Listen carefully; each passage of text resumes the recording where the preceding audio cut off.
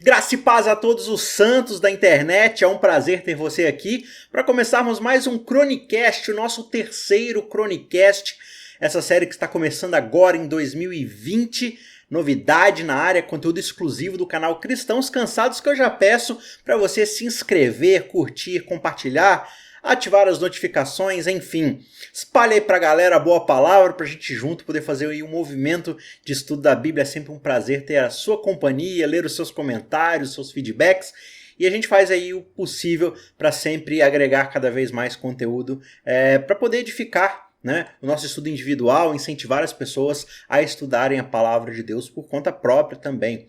Beleza? Quero convidar você para acessar cristãoscansados.com.br. Lá temos um PDF especial de como estudar a Bíblia. É um pequeno manualzinho rápido de algumas dicas curtas, mas que eu tenho certeza vão ajudar você, se você ainda não baixou, corre lá, é gratuito, a estudar a Bíblia por conta própria, né? Algumas dicas, poucas ali, nada muito profundo, mas que você pode também ir atrás, pesquisar na internet. A gente tem ali pelo menos uma guiazinha, e a nossa ideia é no decorrer desse ano, produzir um material um pouco mais elaborado que a gente vai estar disponibilizando aí no decorrer do ano para abençoar todo mundo aí. Beleza?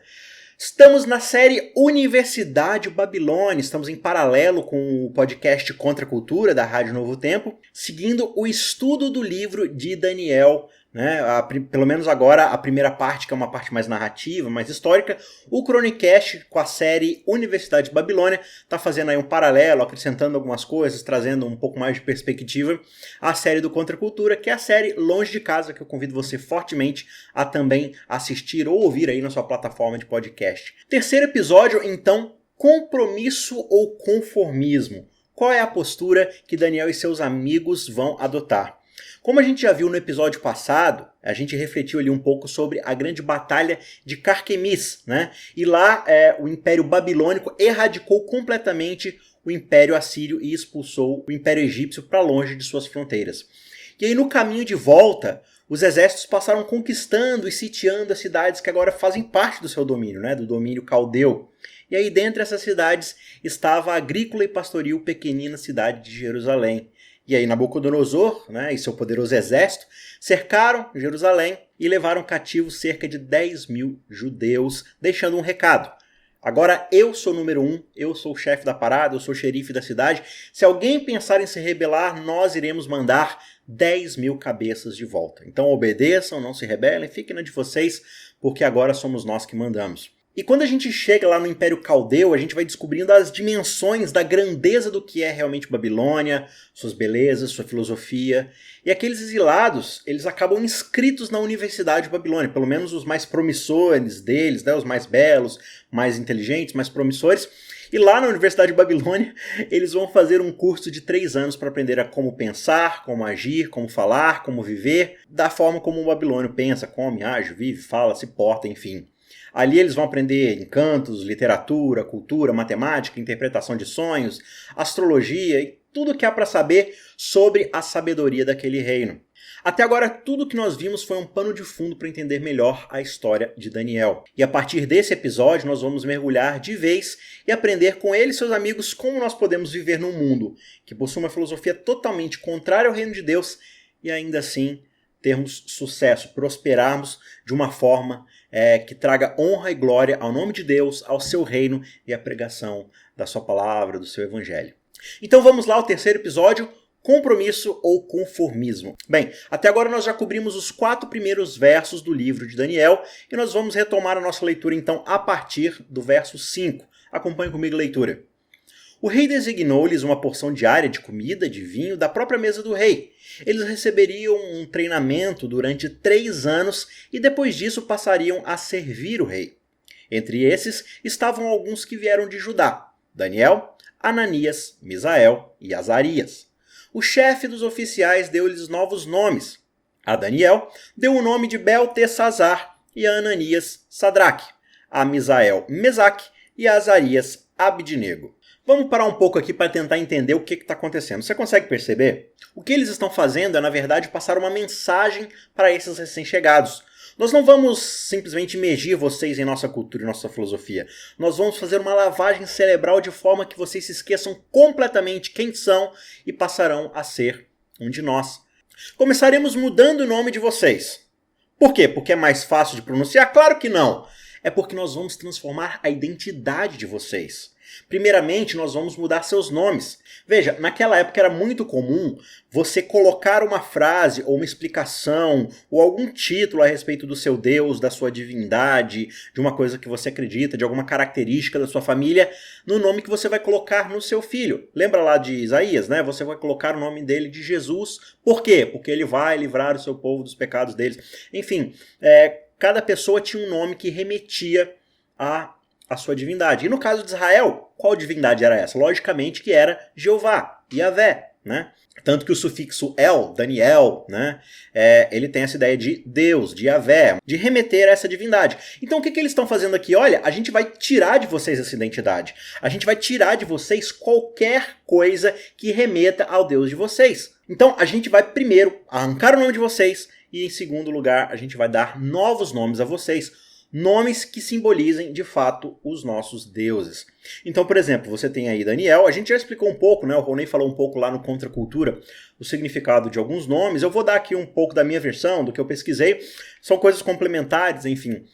Mas Daniel, ele significa Deus é o meu juiz, ou é o Senhor que me julga, né? Daniel. É um sufixo aí, El, Deus. E aí, essa primeira parte significa Deus me julga, ou Deus é o meu juiz. E aí o nome dele passa a ser o quê? Beltesazar. Príncipe de Bel, ou tesouro de Bel, aquele que pertence a Bel. Bel, logicamente, uma divindade babilônica, uma divindade caldeia. Ananias, que significa aquele que recebe a graça de Deus, aquele que é amado por Deus, aquele que tem o amor de Deus, ou Deus é gracioso, enfim, novamente, algo que remete a Deus, a Jeová, a Yahvé. E aí ele passa a se chamar o quê? Sadraque, que significa aquele que serve ao Deus Sol, ou aquele que é iluminado pelo Deus Sol. Misael, que significa quem é como Deus, passou a ser o quê? Mesaque. Quem é como Vênus, quem é como Mesa, o deus do astro, possivelmente Vênus, né? E por fim, Azarias, que significa o Senhor é o meu socorro, o Senhor é quem vem ao meu encontro. Um pouco aí ligado à raiz de Ezer, né? Ebenezer, Azarias, tá ali na raiz do hebraico. O Senhor é o meu socorro, o Senhor é aquele que vem para me socorrer. E ele passa a se chamar justamente Abednego, ou seja, o servo da divindade Nego. A mensagem aqui é extremamente clara. Nós queremos que a sua reputação, que a sua identidade reflita exatamente o que nós somos, os deuses que nós adoramos, os deuses que nós servimos. Esqueça o Deus de vocês, ele foi humilhado. Nós temos os tesouros do templo de vocês na nossa posse, nos nossos templos. Só para lembrar que os nossos deuses são superiores e nós queremos que vocês reflitam o nome deles, que vocês deem testemunho de quem esses deuses são. A segunda coisa que Babilônia vai fazer com esses jovens é fazê-los estudar a cultura caldeia. O nosso legado literário, a nossa sabedoria. Nós vamos transformar a sua cultura, os seus valores e as suas crenças. Nós queremos vocês adaptados ao nosso modelo de pensamento, à nossa filosofia, à nossa cosmovisão, à nossa visão de mundo, engajados completamente nos nossos interesses e compartilhando das nossas ambições. Como a gente já viu lá no verso 4, na última mensagem, no último episódio, você pode ver, eles selecionaram os mais belos, os mais bem dotados e talentosos para serem treinados a servir ao rei de Babilônia. E a terceira estratégia de lavagem cerebral aqui do verso 5 é o estilo de vida. Veja, o rei apontou uma dieta com a comida que ele mesmo comia e com o vinho que ele mesmo bebia. E no ato de comer e beber da comida do rei, eles também estariam expostos a todo o processo de interação, de convívio social, que vinha com compartilhar as refeições, né, ali nos salões. Veja, é uma estratégia de 3 passos para transformar judeus em babilônios. Primeiro, educá-los na nossa cultura, trocar a identidade pela nossa identidade através da mudança dos nomes e comer o que comemos dentro de um processo de doutrinação massivo que dizia, olha, esqueça, deixa para trás o seu Deus, o Deus hebreu, a sua identidade judia, vocês agora são de nós, vocês dependem da graça do rei para existir, vocês agora pertencem à Babilônia. E sabe o que é interessante aqui, quando a gente observa o que vai acontecer a seguir? Eles não têm qualquer resistência para aprender o que eles querem que eles aprendam, porque eles sabem que eles estão ali, mas eles não pertencem àquele lugar. E também não há uma resistência para mudar o nome, passando a usar o nome de deuses pagãos no lugar do Deus de Israel. Você sabe onde é que começa a resistência? Você já sabe, né? Você conhece a história de Daniel. Começa aqui no verso 8. Daniel, contudo, decidiu não se tornar impuro com a comida e com o vinho do rei e pediu ao chefe dos oficiais permissão para se abster deles. E Deus fez com que o homem fosse bondoso para com Daniel e tivesse simpatia para com ele. Apesar disso, ele disse a Daniel: tenho medo do rei, o meu senhor, que determinou a comida e a bebida de vocês. E se ele os achar menos saudáveis que os outros jovens da mesma idade, o rei poderia pedir a minha cabeça por causa de vocês. Realmente esse cara não tá brincando, viu? Ele não tá fazendo aqui corpo mole, não tá de má vontade com Daniel. O rei realmente, Nabucodonosor, é um maníaco homicida do pior estilo Joffrey de Game of Thrones. Ele já queimou reis vivos, já matou mulheres e filhos com pais assistindo. Então pedir minha cabeça aqui não é um eufemismo, não é uma expressão coloquial. É uma simples constatação da realidade. Esse cara não tá blefando. Olha, o rei vai me matar se eu deixar de cumprir o meu trabalho. Se por acaso vocês aparecerem piores do que os outros, a minha cabeça é que vai ser servida no banquete do rei. Tudo isso é para mostrar quão cruel era o rei se ele fosse contrariado. E Daniel, ele resolve, diante da crueldade e das ameaças do rei, traçar a linha do que ele não está disposto a fazer exatamente no quê? Bife e refil de vinho à vontade? Faz algum sentido? Tipo, Daniel, essa é a primeira coisa que está acontecendo de bom com você desde que você virou escravo e saiu andando, né, desde Jerusalém até aqui, arrastado como escravo. Você não reclamou quando te trouxeram para cá, você não objetou quando te fizeram ir para a escola de mágica para ser o próximo Harry Potter de Babilônia, ou quando te chamaram de Príncipe Bel ou Garoto do Sol. Mas quando te oferecem um filé de primeira e um vinho importado, você fica, ah não, aí já é demais, é aqui que eu tomo minha decisão. Veja, nós não sabemos especificamente por que Daniel tomou essa decisão. A Bíblia nos dá vários indicativos e a gente precisa harmonizar tudo isso, né? Primeiro que a comida do rei geralmente era oferecida a ídolos. Por isso havia toda essa questão de idolatria e toda uma questão de culto que fazia parte ali do ato de sentar e comer. Partilhar da refeição era partilhar também da convivência com as pessoas idólatras. Enfim, essa é uma possibilidade. Participar desse tipo de reunião social cujo objetivo era comer a comida sacrificada e oferecida a entidades pagãs, era meio que compactuar com a adoração desses deuses. Só que Paulo lá no Novo Testamento vai explicar que não é bem assim que as coisas funcionam, né? Se você dá graças a Deus por um alimento, você entende que aquele alimento é de Deus e não dos deuses. Deuses não existem. Bem, pode ser que Paulo está falando como uma pessoa mais madura lá na frente, e aqui o povo não sabe disso. Mas enfim, por enquanto, possivelmente, talvez o povo ainda esteja desenvolvendo sua identidade, aprendendo as coisas, esteja num processo de amadurecimento e de formação. Pode ser? Pode ser, não estou aqui para bater o martelo. Uma outra possibilidade muito importante era a forma como essas carnes eram cortadas, né? Elas não eram kosher, ou seja, o sangue não havia sido retirado totalmente delas. E Deus lá nas leis sanitárias de Levítico, lá no comecinho do Antigo Testamento, já tinha avisado para o povo, olha, não mexam com sangue. Claro que hoje nós temos várias medidas sanitárias para lidar com isso, mas num tempo onde a higiene era algo que não se levava muito em conta, você via nações inteiras perecendo de doenças e pragas menos Israel. Por quê? Claro que Israel tinha essas leis proibindo mexer com sangue.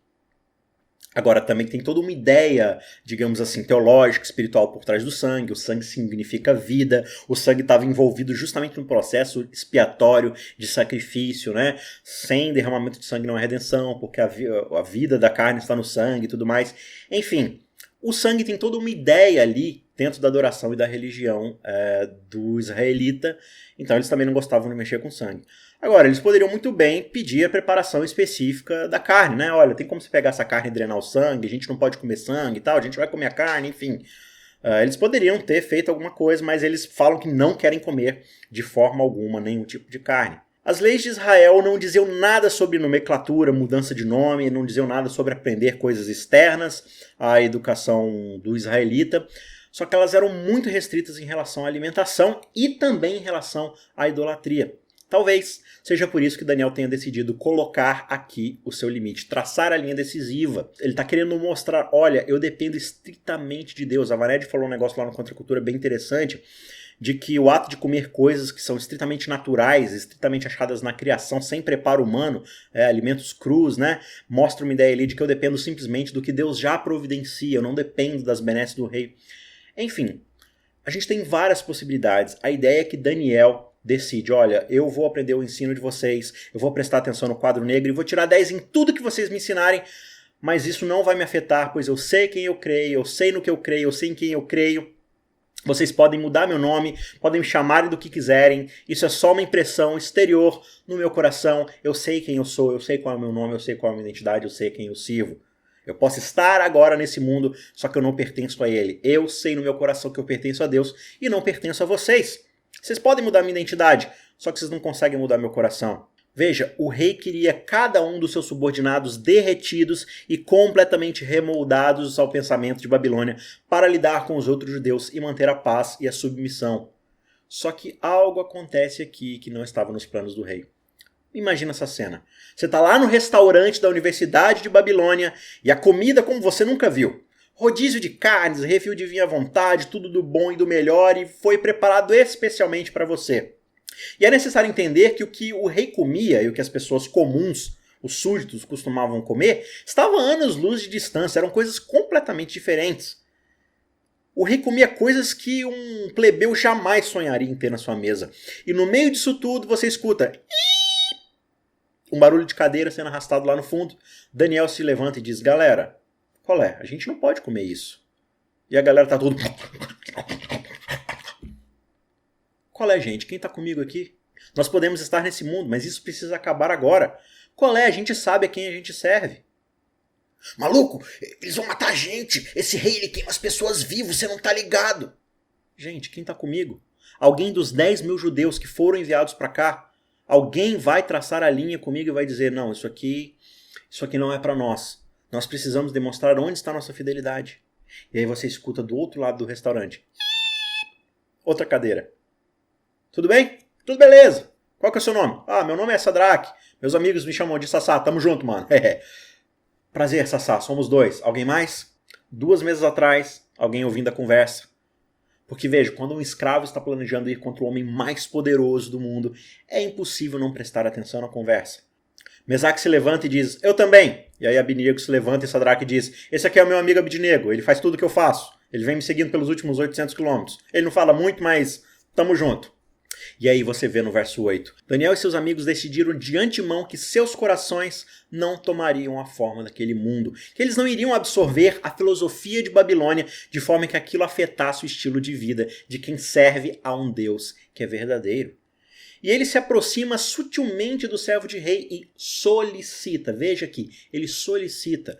Isso é muito importante frisar porque eles não fazem cartazes de protesto gritando não vou comer filé, não vou comer filé.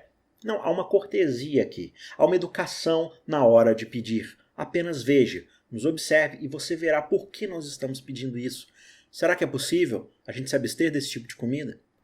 Porque para Daniel e seus amigos não se tratava de títulos, tinha a ver com testemunho. Você consegue perceber a diferença na abordagem? Sabe, na maioria das vezes eu me preocupo mais com a forma como as pessoas me chamam do que com as minhas convicções.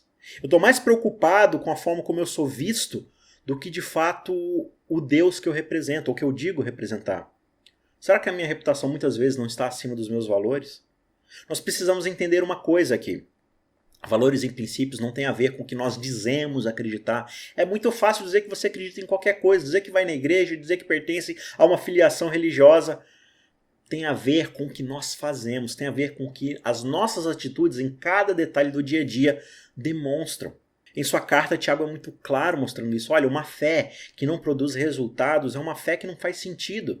Uma fé que simplesmente diz, eu acredito, mas ela não se move em direção a algo objetivo, à vontade de Deus, em buscar, entender e fazer a vontade de Deus, é uma fé morta. É uma fé que não faz o menor sentido. Até o diabo tem esse tipo de fé.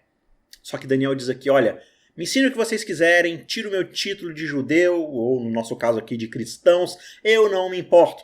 Me chamem de menino do sol, não faz diferença, porque no meu coração eu já propus que não vou tomar a forma desse mundo.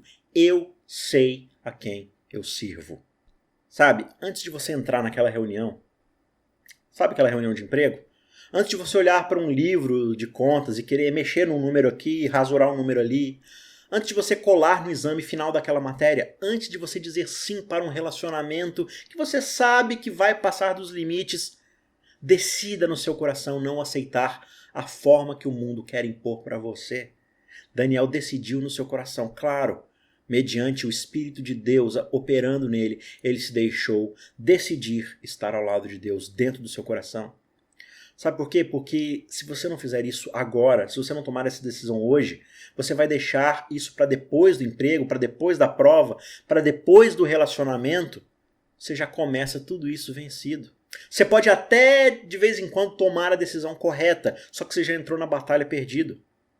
Daniel disse, eu já decidi no meu coração, muito antes de eu chegar aqui, porque eu sei que isso terá consequências eternas na minha vida. Muitas vezes a gente quer mostrar para o mundo que nós temos, que nós detemos o título de cristão. Só que o que Deus quer de nós é um testemunho para que o mundo veja a sua glória, né? Para que o mundo veja as nossas boas obras e glorifiquem a Deus. A gente quer bênção, a gente quer salvação. Deus quer a nossa fidelidade e a nossa obediência. Não por um propósito legalista para nos favorecer, mas simplesmente porque esse relacionamento é um relacionamento que vai nos transformar para sermos a sua imagem e semelhança, sermos aquilo que Ele deseja que sejamos. Nós queremos todas as vantagens de ter um Deus todo-poderoso que luta, que intercede ao nosso favor. Só que Deus quer influenciar cada aspecto da nossa vida para que a gente possa ser uma transformação na vida de outras pessoas que nos cercam aqui em Babilônia. Entender como o mundo pensa, aprender sua cultura e seu legado filosófico não é o grande problema aqui. A lavagem cerebral começa quando nós permitimos que o nosso coração tome a forma do estilo de vida desse mundo, dessa sociedade que nós vivemos. É por isso que em Provérbios 4:23 Salomão já disse, olha, guarda o teu coração com toda diligência, com todo cuidado, porque é dele que depende todas as questões da sua vida. A Universidade de Babilônia possui uma proposta muito tentadora. Você merece do bom e do melhor, você merece a comida dos reis. Você olha para a TV e cada comercial, cada filme, cada outdoor, cada e-mail marketing na sua conta vai ecoar o velho canto da sereia. Olha, se trata de você, você é a coisa mais importante, é tudo sobre você. Siga os seus sonhos, siga aquilo que te faz feliz, o que importa é você se sentir bem no fim das contas. E sabe, por qualquer que tenha sido a razão que Daniel tenha escolhido não comer a comida do rei, não foi meramente sobre a questão da dieta em si. Veja que eu estou frisando aqui, não foi meramente, não é a única questão aqui. Havia uma proposta implícita naquele banquete. Era como se o rei estivesse dizendo, olha, você agora depende de mim. Eu vou te dar do bom e do melhor. Esqueça o seu Deus. Olha onde isso levou você. Vocês estão aqui debaixo da minha soberania. Procure a mim, sirva a mim, venere a mim. Eu vou fazer as tuas vontades. Você é especial, você me serve, você me pertence. Havia diante de Daniel a oportunidade de enaltecer o seu próprio eu, de declarar sua independência de Deus. Eu até mencionei um pouco isso lá no Contra a Cultura. Eu acho bem curioso que essa proposta ela já foi feita lá atrás, lá no passado, quando alguém disse assim, olha, coma desse fruto que você vai ser como Deus. Tá aqui, ó, é só você comer que você vai ter aquilo que você nem sabia que queria. E aí, curiosamente, essa mesma proposta vai ser feita lá no futuro, bem depois de Daniel, quando alguém vai dizer, se você é o filho de Deus, transforme essas pedras em pão, faça do jeito que você quiser, sacie o seu apetite, use o poder para satisfazer o seu próprio eu. A história daqui para frente na vida de Daniel e seus amigos vai tomar rumos fantásticos e sensacionais. Nenhum deles sabia que nos próximos capítulos eles iam parar em fornalhas, cova dos leões, com sonhos, visões e tudo mais. Só que aqui, neste começo de capítulo, nesse começo de história, tudo que eles tinham diante deles naquele momento era uma escolha mínima a ser feita. Só que sem essa escolha, sem essa decisão primária, aqui nesse restaurante universitário, nós sequer teríamos o livro de Daniel. Eles estavam longe de suas famílias e, sabe, ninguém iria julgá-los por causa de nada. Eles estão numa terra estranha, longe das suas famílias, longe da sua terra, longe da sua cultura. Quem vai julgá-los? Quem vai colocar isso na conta deles? São circunstâncias especiais, não leve muito a sério. Além do mais, vocês só estão nessa situação porque Deus permitiu, certo? Bem, essa é a resposta mais fácil, né? A gente tenta na nossa vida racionalizar as coisas, tentar achar uma brecha para se comprometer com o padrão de Babilônia. Ah, todo mundo faz isso, é uma coisa normal, os tempos mudaram, Deus mudou, a situação mudou, a gente precisa amar, ter mais amor, mais tolerância, meu partido político, minha escola, A gente tem mil desculpas para se conformar ao pensamento de Babilônia. Só que aqui nesse caso, muito antes deles terem a chance de serem convencidos por essa filosofia, eles já tinham feito no seu coração um propósito de não se deixarem ser moldados pelos padrões de Babilônia. E aí Deus olha para aquilo ali e diz, eu tenho o que eu preciso para os próximos 70 anos para fazer o que eu quero fazer aqui em Babilônia, em prol dos babilônicos e em prol do rei. E aí você vai perceber que através de vários reinados, de reis diferentes, Deus vai dizer, eu tenho o que eu preciso, eu achei alguém que está disposto a me servir. Todos aqueles com títulos, né? Vários reis da dinastia babilônica passam, se vão, chegam, sobem no poder, caem do trono. Várias pessoas do Império Medo-Persa. E Daniel continua ali servindo a Deus. Todos esses homens com títulos vieram e se foram. Mas eu, Deus diz, achei alguém que tem testemunho mais do que um título. Mas antes da gente passar em vários momentos emocionantes e várias cenas legais da história de Daniel, vamos ver agora no que isso vai dar. Aqui no verso 11 diz, Daniel disse então ao homem que o chefe dos oficiais tinha encarregado de cuidar de Daniel, Ananias, Misael e Azarias. Peço-lhe que faça uma experiência com seus servos durante 10 dias. Não nos dê nada além de vegetais para comer e água para beber. Depois compare a nossa aparência com a dos jovens que comem a comida do rei e trate os seus servos de acordo com o que você concluir. Ele concordou e fez a experiência com eles durante 10 dias. Passados os 10 dias, eles pareciam mais saudáveis e mais fortes do que todos os jovens que comiam a comida da mesa do rei. Assim, o encarregado tirou a comida especial e o vinho que havia sido designado, em lugar disso lhes dava vegetais. A esses 4 jovens, Deus deu sabedoria e inteligência para conhecerem todos os aspectos da cultura e da ciência, e Daniel, ainda por cima, sabia interpretar todo tipo de sonhos e de visões. E ao final do tempo estabelecido pelo rei, para que os jovens fossem trazidos à sua presença, o chefe dos oficiais os apresentou a Nabucodonosor. O rei conversou com eles e não encontrou ninguém comparável a Daniel, Ananias, Misael e Azarias, de modo que eles passaram a servir o rei. O rei lhes fez perguntas sobre todos os assuntos nos quais se exigia sabedoria e conhecimento, e descobriu que eles eram 10 vezes mais sábios do que todos os magos e encantadores de todo o seu reino. E Daniel permaneceu ali até o 1º ano do rei Ciro. Agora, antes da gente prosseguir para a conclusão, a gente precisa esclarecer um ponto muito importante que sempre a gente passa por cima quando a gente lê a Bíblia. A Bíblia não está dando aqui uma dieta ideal para a humanidade. É claro que a gente vê aqui princípios da saúde, né, de comer um alimento saudável, isso é importante, isso é vital para a vida de um cristão. Cuidar com aquilo que entra no nosso corpo, isso é vital. Só que a gente tem que tomar um cuidado. A Bíblia não está tentando te dar um padrão a ser seguido em relação à alimentação. Não é sobre isso que o texto está falando. Embora você possa tirar aplicações aqui e falar assim, não, é legal isso aqui, comer comida crua, comida saudável, comida que vem da terra. Isso faz bem, ninguém está tirando o mérito disso.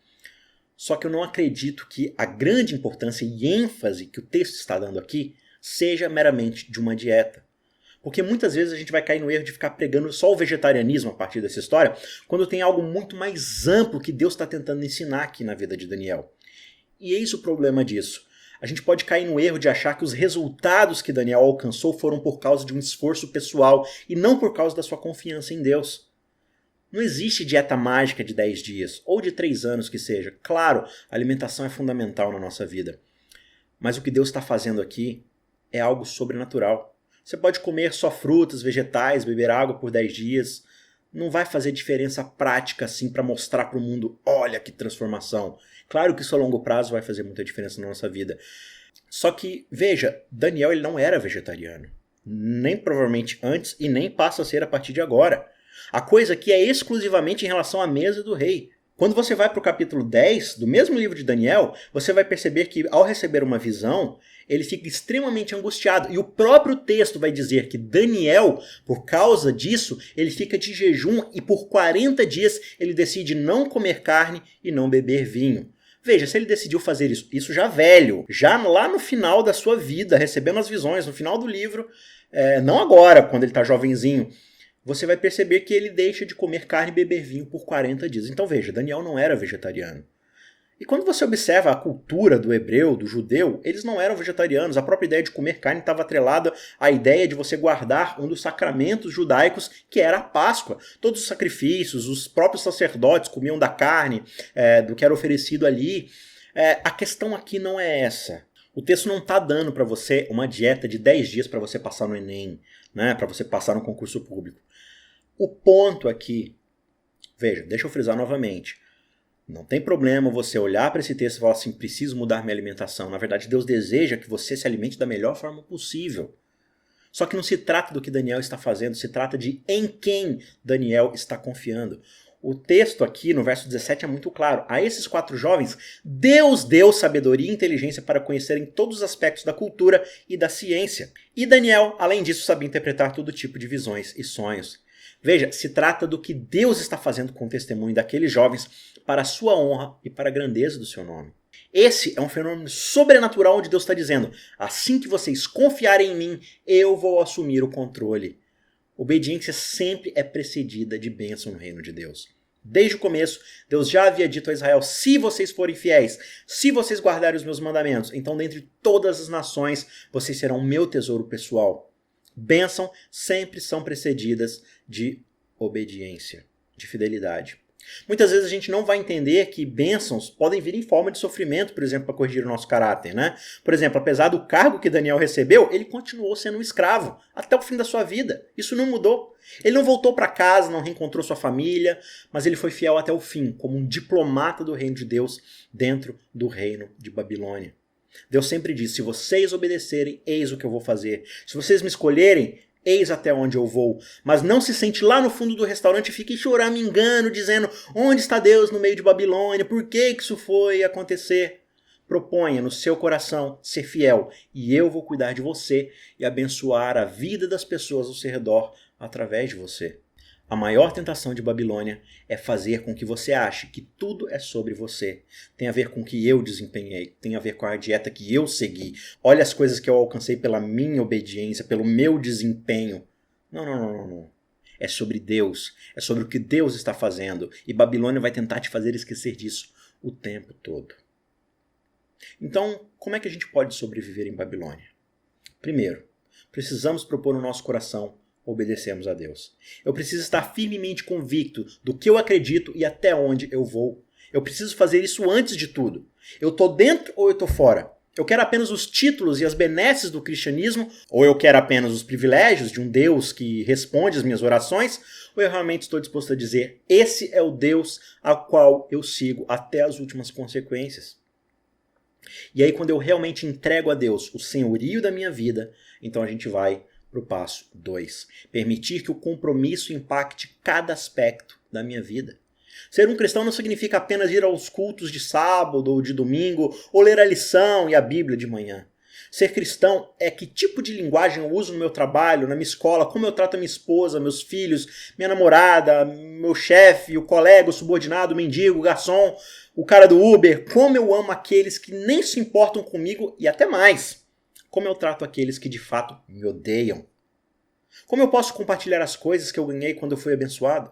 Será que eu estou permitindo que a minha sexualidade, o meu lazer, minha carreira, meus estudos, a minha convivência social, cada aspecto da minha vida de fato seja ditada pela soberania de Deus?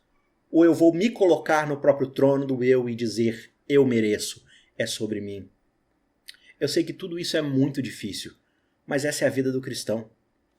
E finalmente, em terceiro lugar, eu devo viver em obediência, independente de quais sejam as consequências. Eu tentei orar, eu tentei ser fiel, mas as minhas finanças não melhoram. Na verdade, ficaram piores. Afinal, você está seguindo a Deus para Ele endireitar suas finanças ou porque Ele é Deus? Porque uma coisa é mordomia, a outra é usura. Mas eu tentei ir à igreja, ler minha Bíblia regularmente, só que eu ainda não consegui uma namorada, não consegui um emprego, seja lá o que for, estou com dificuldade. Então quer dizer que, na verdade, o que você adora é um gênio dentro da lâmpada mágica e ele não quer sair para atender seus pedidos. Esse é o Deus que você conhece? Esses camaradas da história, eles estavam dispostos a morrer para se manterem fiéis. E o que aconteceu? Não muito. Eles ganharam um cargo aqui, uma promoção ali, mas no fim das contas eles permaneceram escravos e ainda assim permaneceram fiéis a Deus, servindo independente do que seja. E a partir do próximo episódio, nós vamos ver o que acontece na vida de 4 jovens e na vida de uma nação inteira e até de um monarca quando Deus começa a se mover em Babilônia. Eu te espero no episódio que vem. Até lá!